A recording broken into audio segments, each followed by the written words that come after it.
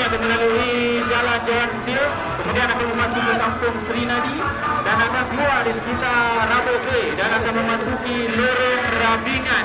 Terusnya akan melalui Jalan Utama Kampung Loko dan akan memasuki Jalan Haji Abdul Aziz di Jalan Kebun dan akan melalui Jalan Utama Kampung Jalan Pendapang Selo ke Tangga Malaysia. Terusnya akan melalui sekitar Rimbang Stand dan akan keluar di persiaran Rimpayu. Terusnya ke Kota Kemuning, akan melalui Jalan Kebun Barat dan akan melalui berhadapan dengan Konsep dan akan menuju ke tapak permulaan di Berjaya Park ini. Jadi kepada pengunjung-pengunjung, bolehlah kita sama-sama saksikan aksi-aksi mereka di lokasi-lokasi yang telah disebut sebentar tadi.